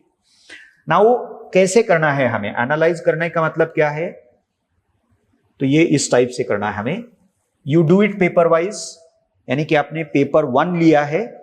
You started from 2013, 1 paper, paper 2, paper 3, paper 4 year हुआ आपका. Okay, तो ये year से शुरू करते हैं, तो फिर पेपर वाइज होगा. अब उठाइए पेपर 1 और पेपर 1 के ही क्वेश्चंस फ्रॉम 2013 टू 25 तक पढ़िए. That is called as paper wise. So 1 is the year wise. Year wise जब करेंगे तो क्या करेंगे हम? GS1, GS2, GS3, GS4 ऐसे. That's it. But paper wise क्या करेंगे हम? Only we will pick 1 GS1 from 2013 to 25. Then GS2 from 2013 to 25, from GS3, so on and so forth. तो अगर आपने पेपर वाइज फ्रॉम 2013 से 25 तक आपने देखा, तो आप क्या पढ़ोगे? GS1, history, geography and society, जो पेपर 1 का हिस्सा है. Similarly, now the next level has to be the subject wise. Okay, at subject wise, if you start with history, so history from 2013 to questions on history, those 4 sections from the syllabus of history till 2025. Geography वैसे ही करेंगे, ethics में भी वैसे ही करेंगे आप. Okay, subject wise. And then you can also think of reading the PYQs even section wise. Now there are certain subjects like history wherein we can think of 4 sections. So one is the Indian culture and heritage. The second is the modern Indian history, that is India's struggle for independence. The third is modern world history from 1800, that is the third section. And then comes the 4th section in history, the syllabus of history. आपको syllabus पढ़ने के बाद ये पता चलेगा. Post-independent India. These are the 4 sections. So now what you can do, you can take one section from history, that is the heritage and culture, और पूरे के पूरे 2013 से लेकर 25 तक क्वेश्चंस देख सकते हो. मॉडर्न इंडियन हिस्ट्री दूसरा सेक्शन लिया, 2013 से लेकर 25 तक आपने देखा. अब ये लेयर्स में जाएगा और उसकी वजह से क्या होगा मुझे बताइए. पहला राउंड, दूसरा राउंड, तीसरा राउंड, चौथा राउंड और last round has to be the chapter wise and topic wise. ये थोड़ा मुश्किल लगेगा, आपको उस सब्जेक्ट की जानकारी चाहिए. For example in Indian constitution we usually start with the historical background, है ना.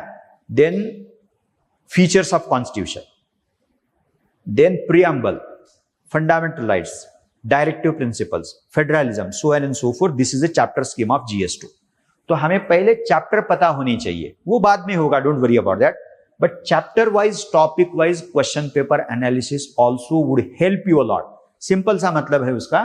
Now if we are thinking about say for example fundamental rights, तो 2013 से लेकर 2025 तक, 25 तक कितने क्वेश्चंस FR पे पूछे गए हैं, यानी कि वो कितने का कोई, that is not so important. What is important? What kind of questions were asked on FR from 2013 to 25? तो then अब देखिए, you have read the syllabus of FR, all elements of the chapter FR. The classroom discussion has started. Okay, number 1. Number 2, you have also started reading the NCERT book. The class notes और process आपका धीरे धीरे धीरे आगे जा रहा है. And then eventually you can make it a point to look into the PYQs which appeared on, which were asked by UPSC on fundamental rights. आप मानेंगे कि हाँ 10 क्वेश्चंस पूछे गए थे, 10-15, बहुत ही इंपॉर्टेंट टॉपिक है वो. आप निकालेंगे ना 2013 से लेकर 25 तक, you would get to see at least more than 15 questions. Every year there is at least one question, and maybe some year we will have a couple of questions on fundamental rights. Important topic है ना वो. हमारे democracy का backbone है, हमारे democracy का foundation. Can we imagine democracy without rights? It is not possible. इसीलिए उसको अहमियत है. So how many questions, one thing, but more importantly what kind of questions were asked on fundamental rights. वो nature जो है ना, nature of question, because that will help us in moulding our way of reading stuff on fundamental rights, way of understanding fundamental rights from different sources. मुझे fundamental rights की पढ़ाई करने कैसी है, तो सिलेबस पता है क्या? यस पता है.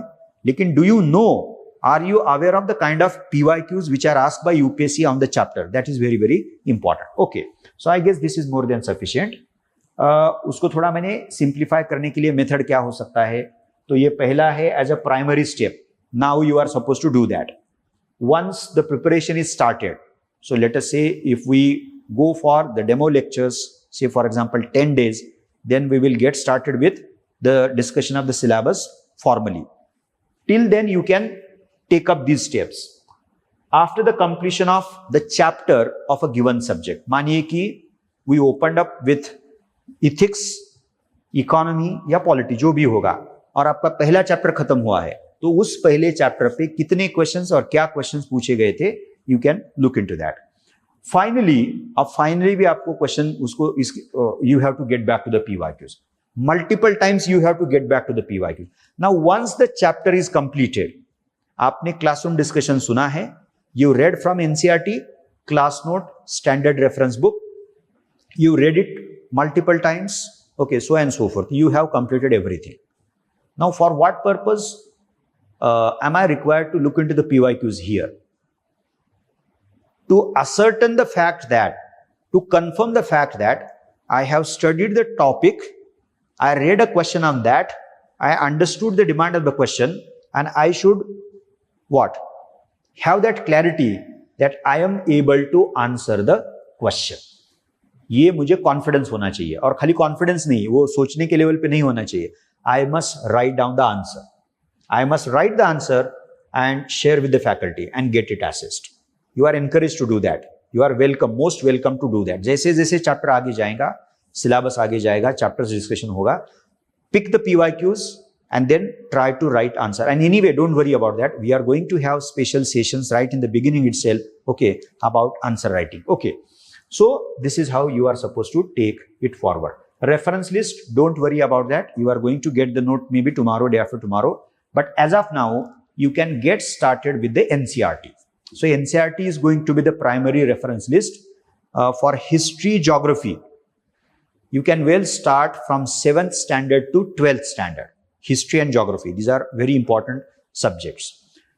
So is the case of other subjects, but ये उसका syllabus बहुत ही vast है. Then for Indian Constitution, well, you can rely on 9th and 10th standard books, and then the 11th standard book. That book is very important, which is titled as Indian Constitution at Work. So history हुआ, geography हुआ, polity के बारे में मैंने बताया. Economy. Now, economy as a subject is not there till 10th, because economy, like polity, constitution, is part of the social sciences. तो छोटा सा आपको मिलेगा from 7th to 10th standard, but for economy you have to rely on 11th and 12th standard NCERTs. Then for society, जिसको social issues कहा है, which is part of the GS1 syllabus, 11th and 12th standard NCERT. So history, geography 7 to 12th, constitution 9, 10th and 11th, यानी कि polity भी बता सकते हो उसको. Economics, if you require, then you can get back to that social science NCERT from 7 to 10th, but 11th, 12th are very important for the economy.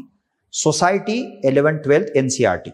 Okay, so history हुआ, geography हुआ, polity हुआ, economy हुआ और society हुआ. And anyway, you are going to get the list, you don't worry about that. Okay, so this is first. One standard reference book, it is there in the reference list. Class note, yes, we are going to provide elaborate class notes, don't worry about that. And current material, for current also we are going to provide the material, but as of now, at your level, please start reading one newspaper.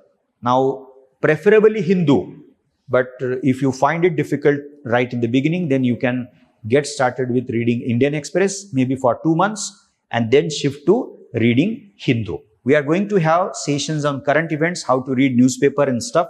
Don't worry about that. Okay. So this is the reference list.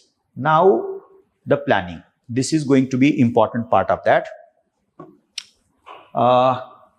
What are we supposed to plan as part of the mains examination? We have GS, we have essay.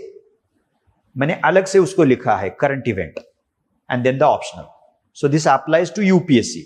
Now you can drop as far as MPSC mains is concerned the optional, but GS, essay, ये दोनों तो component definitely दोनों में common है, and plus in UPSC you have optional. So these are the components of the mains examination that you have to always keep in mind.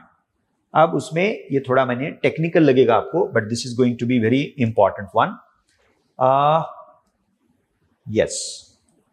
Now daily you are going to require, so begin with we will have just one session, but after 2 weeks soon we will convert that into 2 sessions a day. So 4 घंटे का class होने वाला है आपका. And from 20th of July we are going to introduce the optionals from Monday to Thursday.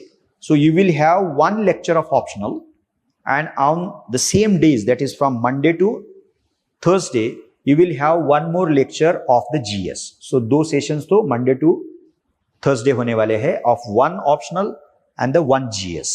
Okay, and then on Friday and Saturday you will have 2 sessions on GS. सो उसका मतलब ये है कि आफ्टर लेट अस से couple of weeks, 2 week के बाद 2 sessions आपके होने वाले हैं। तो क्लास के लिए आपको आप मानिए कि you are going to require 4 hours, उसमें 1 घंटा और डालिए, आने जाने के लिए जो समय लगेगा 5 घंटे उस क्लासरूम टीचिंग में खत्म होंगे। Newspaper not more than 1 hour, not more than 1 hour, keep it minimum. आधा घंटा भी इनिशियली आप दोगे ना तो that is sufficient as of now to begin with. Now subjects, अब सब्जेक्ट का क्या करना है उसमें आप सोच सकते हो। Now there are 2 categories in the subject, so one is the GS and the other is the optional. Okay, now as far as GS is concern, आप मैंने ये फॉर्मेट बताया है। अब क्या कर सकते हो, अगर आपको डेली टाइम टेबल करना है तो डेली आपका 5 घंटा क्लास के लिए जा रहा है, न्यूज़पेपर के लिए 1 घंटा जा रहा है, एंड देन यू, अब बचेगा कितना if you are a full timer, let us count it as 10 hours a day. So 5 तो उसमें चला गया है, 1 hour is gone for the newspaper reading, 6 hours, remains 4 hours. तो आप 4 आवर्स में क्या आप 2 सब्जेक्ट करोगे, तो ये मुश्किल होगा थोड़ा सा। तो what you can do is this, instead of dividing your 4 hours a day, 4 hours on every day into 2 parts, you can come up with the second format called as the weekly timetable. Okay, so you can say 3 days for GS and 3 days for optional. So Monday, Tuesday, Wednesday for your optional, if we are talking about the UPSC mains examination, and remaining 3 days for the GS. आधा आधा तो initially आपको UPSC mains के लिए optional आधा और GS आधा करना ही पड़ेगा। So the better way is to divide the week into 3 and 3 as 2 parts of the slots, and Sunday has to be reserved by you in order to prepare for essay at least 4 to 5 hours on given Sunday, and then the remaining part of the Sunday has to be utilized in order to revise the stuff. Okay, so this is how either you can come up with a daily plan which seems complex, क्योंकि 4 घंटा ही आपको मिलने वाला है, तो 4 घंटे में 2 subject कैसे पढ़ेंगे, तो वो काफी मुश्किल होगा, उसमें ज्यादा आपकी पढ़ाई नहीं होगी। तो इसलिए वीक का फॉर्मेट आप कर सकते हो। ओके, साइकिल्स की बात मैंने की है। नाउ से for example 6 July, 6 August, 6 September, okay, तो उतना ही आप कर सकते हो। 6 सितंबर तो कितना हुआ ये साइकिल, तो 2 महीने का पहला साइकिल हुआ, नंबर 1। नंबर 2, सो 6 सितंबर से आगे चले जाएंगे आप, 6th of October and 6th of November, तो उस तक आप उसको काउंट कर सकते हो। So another 2 months, okay, and then 6th of November to, आप ये 6th of January आप काउंट कर सकते हो। 6th of January, आप 6 महीने का साइकिल ब्रॉडली उसका हो सकता है। 6 महीने का टोटल साइकिल, बट 6 महीने to be divided into first cycle, second cycle, the third cycle. Now why are we suppose to break down the slot of 6 months into certain cycles? आप बदल भी सकते हो। You can think of first cycle of 3 months, ये भी हो सकता है। 6 अगस्त, 6 सितंबर, 6 अक्टूबर, ये पहला साइकिल, बड़ा साइकिल आपका हो सकता है। लेकिन दूसरा साइकिल आपका अगर 2 महीने का आप करोगे तो 5 महीने गए हैं और आपका बचेगा खाली 1 महीना। सो 3 months का साइकिल, 2 months का साइकिल, 1 month का cycle, you can do that whichever way you want, but the most important thing is we must have clarity about the 6 months, number 1. Number 2, if we are going to break down the 6 months into 3 cycles, then we need to have clarity about each one of the cycle. वो cycle 2 महीने का हो या 3 महीने का हो, we must have that clarity. That is the simple point. जैसे हम बोलते हैं ना कि we should have a macro plan of 6 months and a micro plan of even 1 day. Forest view and a tree view ऐसे बोलते हैं हम। Forest view, thinking about and planning the slot of 6 months as far as the mains examination is concerned. So this is how you can prepare a plan, and you can change as far as this technique is concerned, this strategy is concerned, keeping in mind your own convenience. Okay, अब ये format मैंने फिर से लिखा है। dividing a day is one format, but dividing a week is another format, and that is the most convenient format. ये यहाँ पे जैसे हमने देखा था, if you are going to get just 4 hours a day after attending classes and reading newspaper, then you cannot possibly utilize the slot of 4 hours for 2 subjects effectively. So instead of that, you will say that let me divide the week. आप उसके हिस्से कर सकते हो कि 3 days for optional and 3 days for GS. Now, if you are MPSC student, then you can divide the week into 3 parts. So Monday, Tuesday, 1 GS subject, Wednesday, Thursday, 2nd GS subject, and Friday, Saturday, 3rd GS subject. If you want to take up 3 GS subjects, optional MPSC के लिए नहीं है. Otherwise, you can again, like the UPSC students, divide the week into 2 parts, 3 days for 1 GS subject, 3 days for another GS subject, depending upon your convenience. Okay, but you need to plan your day and your week, your month, the cycle of maybe 3 months, 2 months, another cycle, and the 3rd cycle. Total 6 months. Broad, let it be broad. Let it be very, very rough, let us say. Let it be very, very crude.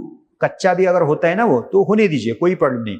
लेकिन आपके दिमाग में 6 महीने का एक broad plan होना चाहिए, जिसको हम फॉरेस्ट या मैक्रो प्लान बोलेंगे. Okay, now the last part.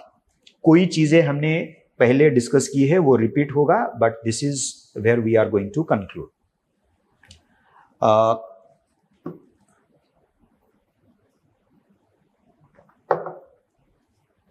And if in case you find any difficulty in planning your preparation, feel free to share with the faculty. Don't worry about that. आपको धीरे धीरे धीरे वो समझ में आएगा. Don't worry about that. Okay. The first, let us say the requirement is reading from all sources, chapter wise. क्या क्या हम पढ़ने वाले हैं? NCERT. पहला सोर्स है chapter wise. दूसरा है, I'm repeating it, standard reference book. और तीसरा है आपका class note. That's it.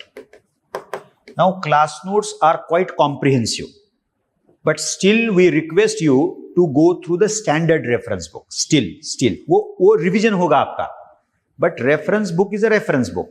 It is written quite elaborately. Okay, so therefore that would definitely help you to consolidate the class notes, revise the same stuff. So reading chapter wise from all sources, पहला NCERT, एक ही chapter उसमें से उठाना है जो शुरू हुआ है क्लास में. मानिए कि हम कॉन्स्टिट्यूशन की बात कर रहे हैं, तो कॉन्स्टिट्यूशन का पहला चैप्टर क्या होता है जनरली? हिस्टोरिकल बैकग्राउंड, यानी कि what happened during those 200 years of the colonial rule. First we had company rule, then from 1858 we came under the crown rule, अलग अलग laws, so on and so forth. Then Indian national movement, which is very important. So many movements which were part of the Indian national movement. Then we demanding Swaraj, we demanding establishment of Constituent Assembly. Then Constituent Assembly gets established. It works for around 3 years and then we adopt the Constitution. यहाँ तक वो सिलसिला चलेगा. This is the historical background of the making of Constitution. वो NCERT में वो chapter होगा 1 या 2, वो रेफरेंस बुक में भी होगा और वो क्लास नोट में होगा. फिलहाल तो मैं तो कहूंगा कि ये दोनों चीजें इनिशियली फोकस कीजिए, NCERT and the class note to begin with. Okay, अब ये जो चैप्टर वाइज रीडिंग है उसको मैं कॉन्शियसली लिखता हूं. राउंड 1, आपने एनसीईआरटी से वो चैप्टर पढ़ा, क्लास नोट से चैप्टर पढ़ा, फर्स्ट राउंड. लेकिन आपको उसी का क्या करना पड़ेगा? दूसरा राउंड भी करना है, इमीडिएटली करने का है आपको. ओके, वो जो आपने टाइम टेबल तय किया है, प्लान तय किया है. So let us go for the second round. Again the sequence has to be same NCERT topic and from the class note. Second round हुआ and then you should also do the third round. उसको third कीजिए, पहला, दूसरा, तीसरा. उसका मतलब है you have to come up with a code of conduct, follow the code of conduct of reading everything for at least 3 times, यानी कि रिवाइजिंग दैट एटलीस्ट ट्वाइस. एक आप मानिए कि कोड ऑफ कंडक्ट है, देखते क्या होता है. आपको अगर लगता है कि I do not require the third reading, second reading is काफी है मेरे लिए, तो बात खत्म. But if you realise eventually that even the third reading is not sufficient for me, I am going to require the fourth reading, but घबराइए मत, क्योंकि आप इसके बारे में भी एक्सप्लेन करूंगा. Now when we read something for the first time, we have to underline that. What are we suppose to do? Underline the important stuff from the chapter, from NCERT and the class note. दूसरा, use a highlighter here. आप underline तो ज्यादा करोगे आप. When you start reading the same thing as part of the second round, यानी कि पहला revision चल रहा है आपका, तो क्या करोगे आप? You would use highlighter and highlight only according to you the most important part. Underlining ज्यादा हुआ है लेकिन हाईलाइट कम हुआ है. And then you will go for the third reading, और यहां आपको करना है, this is essential, short notes आपको बनाने हैं. किसी भी हाल में किसी भी चीज का शॉर्ट नोट आपको बनाना ही बनाना है. मेंस के लिए ये मानिए कि this is inevitable. Now our mains test series is going on. We started on first week of June for the UPSC, and then after 1 week we started off with the MPSC mains test series, and 90% students are facing this problem कि sir हमने notes ही नहीं बनाए हैं. They are going to, now the UPSC students are going to write mains in the end of August, and the MPSC students are going to write their mains in first week of October.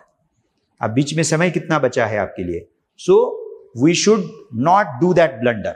We should not neglect a very important part of your mains preparation, that is the short notes. हाँ, initially आपको थोड़ा difficult होगा कि sir मैंने 3 बार पढ़ा, लेकिन as if I am ending up reproducing the entire किताब. Let it be, don't worry about that. धीरे धीरे आपको पता चलेगा कि नहीं, ये थोड़ा मैंने ज्यादा ही लिखा है, और शुरू में होगा ना वैसे. You don't worry about that, because initially if we are new, if we haven't read the subject, और कभी तो 10वीं तक पढ़ा है मैंने, बीच में गैप है, तो I may not be in a position to recollect that, and therefore I may think that and feel that everything is important, and I'll end up possibly writing down it in the form of the note. Let it be initially. धीरे धीरे धीरे धीरे आप खुद को पता चलेगा कि आप क्लास नोट तो है ना, उससे तो कम लिखोगे आप, या क्लास नोट जैसा ही लिखोगे आप, वैसे तो नहीं होगा ना. So you would what, screen the class note and end up maybe writing down class notes and other stuff 50%. So don't worry about that. और पहला चैप्टर अगर आपने शॉर्ट नोट थोड़ा ज्यादा निकाला, डिटेल निकाला, दूसरे चैप्टर में आपको समझ में आएगा कि no, I need not write the short notes in detail, वो कम हो जाएगा. तीसरा चैप्टर, चौथा chapter. So this is a process of evolution, and this exercise of making notes will definitely help you. Okay, so ये हमें करना है. ये this was about the first one. The 3 aspects, again and again we will have to come back to that, but just I mention that. Concepts, definitely yes. Then the processing informative and factual data part, then combining with the analytical part. ये बहुत important है. Analysis बार बार आ रहा है, देखिए. Conceptual, factual and analytical. These are the 3 important aspects of the preparation.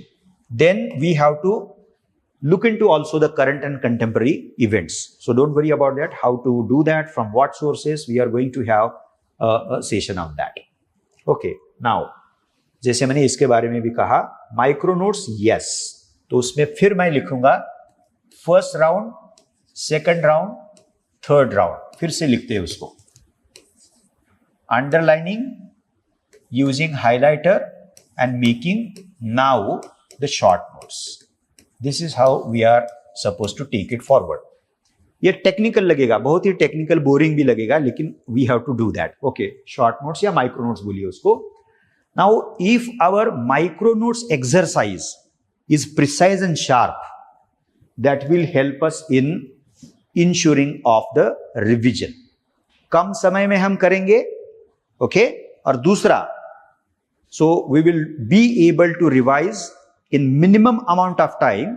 और दूसरा, since you have prepared micro notes containing all important points, you would ensure that every answer of yours would contain all important aspects of the given matter या subject matter. अगर आपका micro notes अच्छा नहीं निकला है, तो that would reflect in your answer. क्योंकि revision अच्छा नहीं होगा आपका, और रिवीजन अगर अच्छा नहीं होगा तो आपके आंसर में उसका रिफ्लेक्शन आएगा कि आधा छूटा है, आधा मेरे दिमाग में से चला गया है, and I am not able to what consolidate everything and then what reproduce that, ये मुझे डिफिकल्टी आएगी। इसीलिए माइक्रो नोट्स उसको स्टेप बाय स्टेप ही जा रहे, उसके बाद हमने माइक्रो नोट्स नहीं लिखा है, पहले माइक्रो नोट आएगा और उसके बाद ही रिवीजन आएगा। 2, this is a decisive phase of the answer writing. This is going to be critically important, and what we do here is to encourage all of you to start as early as possible as far as the answer writing is concerned. लेकिन उसमें भी code of conduct मानिए, read from all sources, make at least 3 rounds, prepare micro notes, and then write answers. And anyway, we are going to have sessions. जब आप answer writing करोगे धीरे धीरे शुरू कीजिए। So if you write 4 answers, 5 answers a week, may be 2 answers a week, may be after 3-4 weeks, don't worry about that, get it assessed and look into every remark carefully and minutely. क्या remark मिल रहा है आपको? Language के बारे में है, content के बारे में है, इंट्रोडक्शन के बारे में है, कंक्लूजन के बारे में है, so on and so forth. So you will have to be very, very what? Particularly careful about the feedback that you are going to get on the answer writing. ये देखिए इसमें क्या लिखा है, focus on building what thinking ability बोला है उसको, critical thinking ability. जैसे ऊपर भी मैंने बोला था कि why we should become habitual of asking raising questions such as why, how so, what is so, so on and so forth. So ये क्रिटिकल थिंकिंग एबिलिटी का एक सिंपल मीनिंग यही भी हो सकता है ना, कि not taking anything for granted. Even if I know the stuff, even if I know something, let us confirm it once again. Is it so? Why is it so? How is it so? So on and so forth. वो जो question raise करने की आदत है, तो that is how we build critical thinking ability. कोई भी चीज टेकन फॉर ग्रांटेड नहीं लेनी है, अजम्पशन उसका कोई ये नहीं करना है। मुझे क्वेश्चन पूछना है कि व्हाई इज इट सो, तो क्वेश्चन पूछते रहिए। Okay, and then last one, ये जिसको हमेशा जहन में रहता है, what can else I do creatively and in a novel way? आप सबको एक क्वेश्चन आता है कि what do toppers do? क्या करते हैं वो? पढ़ते तो वही रिसोर्सेस में से है, but what else and what different do they do? तो कोई बोलेगा कि नहीं मैंने ये क्रिएटिवली किया था, मैंने ऐसा कुछ तो नॉवल किया था। तो ये आया कैसे? तो मेरे ख्याल से ये इंपॉर्टेंट है, बट ये तभी आएगा जब हम ऊपर वाली स्टेप्स को ले करते हैं। We have to ensure every fundamental step and we have to approach the process of preparing for the civil services examination in a step by step manner. और वो आएगा, डेफिनेटली आएगा। खाली दिमाग में रखिए, you have to enhance the creativity, you have to look for something creative, you have to look for something novel, you have to think, let us say out of box. कुछ तो करना है, लेकिन अगर मैंने कहा कि 2 घंटे मैं सोचता हूं, तो नहीं आएगा वो। ये बाकी बेसिक छोड़ के आपको फंडामेंटल चीजें करनी पड़ेगी, and then only you would be in a better place to bring in something creative and think in a novel manner. Okay, so that's it as far as today's introductory session is concerned. If in case you have any doubt, you can ask me that. Again, let me clarify this. You will get the note containing the syllabus, reference list, the keywords from the question, and a plan of action that we discussed briefly here today. Okay, this batch is going to be a combined batch for UPSC, MPSC, English medium mains examination. But the students who are going to focus on MPSC need not be worried about the optional, क्योंकि आपका अलग से होने वाला है, आपका optional अभी बचा नहीं है। But as far as the UPSC batch is concerned, या UPSC students are concerned, like the MPSC students, we are going to focus on GS. SA is also going to be part of that. The current events would be covered as part of this batch. From January onwards, the batch would be separated. MPSC prelims alag hoga and then UPSC prelims alag hoga, because there is lot of difference between the MPSC prelims as well as the MPSC prelims on one hand and the UPSC prelims on the other hand. वो separate तब बनेगा, तब तक mains का syllabus except the optional GS main syllabus is one and the same except one thing, कि जिसके लिए हम MPSC स्टूडेंट के लिए अलग से 25 लेक्चर्स ऑर्गेनाइज करने वाले हैं. That is the Maharashtra related stuff in history, in geography, in economy of the Maharashtra, if you happen to be a MPSC student. Otherwise, we will discuss every part of the GS syllabus that is provided by UPSC as well as the MPSC. So that's it. Now, if in case you have any question, I can take it up. Otherwise, yes. काही प्रश्न आहेत? Okay.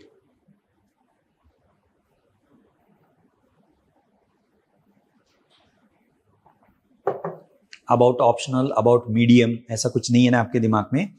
As far as the optionals are concern, if you haven't yet decided and going to write in 27, then you should do it as early as possible. And we have already completed one round of optional discussion in terms of webinar, and we are going to have one more round of webinar on optionals. So we have Pol Science here, we have sociology here, we have anthropology, we have geography, and we have history.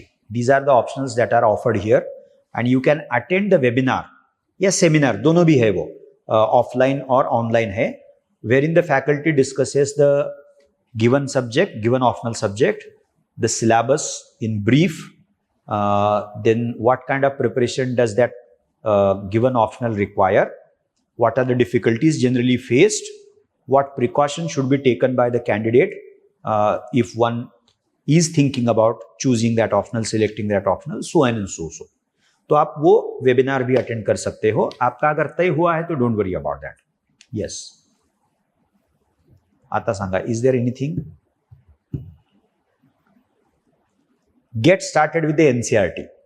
पहला NCERT subject wise मैं कहूंगा start with economy 11th and 12th. Second in the row Indian constitution 11th standard NCERT. Economy मैंने क्यों कहा? क्योंकि economy generally background नहीं होता है हमारा. From GS the most difficulty that students face is with economy. So 11th 12th standard economy book. आप कहेंगे कि सर 7th 8th 9th का नहीं पढ़ना है क्या मुझे, 10th का? वो बहुत ही बेसिक चीजें है. Now if you want to read stuff on economy from 7th to 10th standard, then economy is part of the social science NCERT. तो उसमें थोड़ा थोड़ा 1-2 चैप्टर देते हैं, वो आप पढ़ सकते हो. Otherwise specifically you have got separate books of NCERT on economy 11th standard and 12th standard. So economy number 1. दूसरा है Indian constitution at work 11th standard NCERT. Okay, ये 2 इसेंशियल है जिसमें कॉन्सेप्चुअल स्टफ बहुत सारा होता है, और बाकी जो क्लास में शुरू होगा. Now if geography is opened up, then get started with the geography NCERT. If history is opened up, get started with the history NCERT.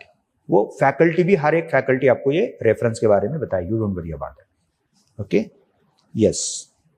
आप बताइए मुझे, if you want any clarification, we can take it forward.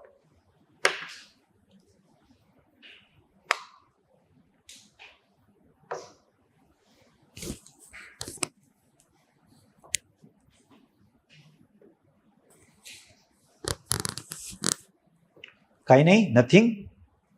Okay, yes, thank you and wish you all the best. I forgot to congratulate all of you right in the beginning, क्योंकि वो process में एकदम से गए हम, for choosing this as a career option, and wish you all the best. Okay, thank you.